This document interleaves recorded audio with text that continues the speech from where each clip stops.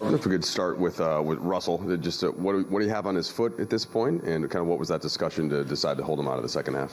Yeah, it was definitely precautionary. Just a little left foot soreness.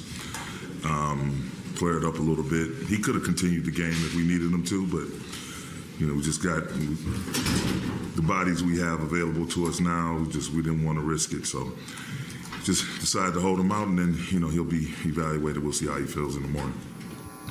Got it. Darvin, that's 3 straight games with at least 38 for AD, zeroing on 65% from the field, a lot in the paint. What have you seen from him on this trip? As he kind of mentioned, a lot of these are get-back games, and he seems to be pretty locked in. Just coming out with a focus, a sense of urgency, the energy, the effort. We always said we want to get stronger as the season gets longer and be playing our best basketball at the right time. Well, the time is definitely right.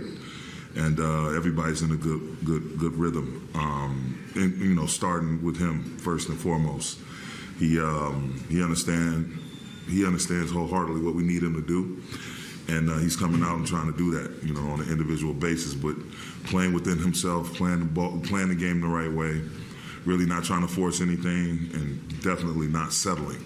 Just being in attack mode the entire time. So. It's great, and that energy and that rhythm is trickling down to the rest of our roster. Darvin, the last time LeBron played against Houston was back in mid-January. He had to score 48 points, I think, kind of a do-it-all offensively game. He kind of did it all in different, like a little bit of everything tonight. What is it about his skills with the players that you have around him right now that you see him kind of being able to touch the game the ways that he touched it tonight? Well, I think just when you have guys that's able to take over certain segments of the game, it allows him to save some of his bullets, so to speak, like to save his energy. Not that he's not playing hard, but, we're not dependent on him for every single thing. He can just sit back, play the game the right way as he always does, pick apart the defense, whether it's a rebound, whether it's a pass or a hockey assist, the pass to set up the scoring pass, the reads. And I just think everybody that we've acquired, again, the high IQ that's in that locker room, the pieces that fit so perfectly around Bron and A. And you're seeing that. Like, it's almost effort. He had a triple-double tonight. It was like effortless, But just not forcing anything, not having to play him, crazy ton of minutes. It's a testament to how deep we are now, and different guys being able to step up from Rui to Austin to Malik, like having those guys outside of A and Bron to be able to step up and take control. And those guys, those two, they're our captains, they're our big dogs, but they're encouraging these guys to be aggressive and to make plays as well. So everybody's sharing the load. You guys had 35 assists as a team, the most you guys have had all year. When your best player is not letting the ball stick in his hands like that, does that have an effect, you think, on everybody as a whole and totally. Gets the ball kind of energized? It's a much more fun brand of basketball to play when the ball is hopping and moving. People making quick decisions, not dribbling two, 3 extra dribbles or holding it for 2, 3, 4 extra seconds. You're you're reading what the defense is trying to take away, what they're willing to give you, and you make the right play. And the next guy has to do the same thing. Make quick decisions and make the right reads and play with pace. And, the ball gets spread around, and usually shots go in more when it's like that, when it's in rhythm. What do you think of Wilt tonight and the stretch he's been on this trip? Wilt has been great. My man Wilt Davis, he's enjoying himself. He's really out there having fun. Bron is having fun. All of these guys, Dennis, everybody's having fun. A lot of fun just watching him lead us.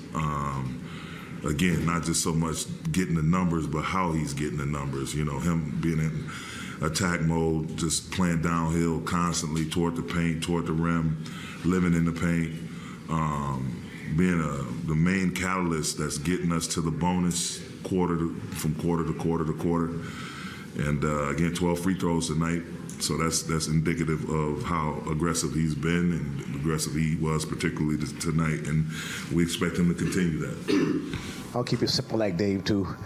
What did you think of Rui tonight? I thought Rui was excellent, man. I've been trying to convince Rui to go up and start beating up shots as our MIG, our lower weak side guy. Our most important guy is our baseline help.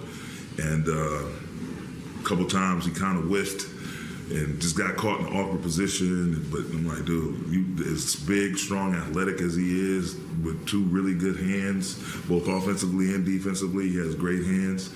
He can start tagging some of that, using the ball to beat up Jerry West a little bit on the backboard. So he did that tonight, and just a physical presence on both sides of the ball, man. Just his ability to score at all three levels, his ability to guard different people. It's huge. It's a huge asset for us.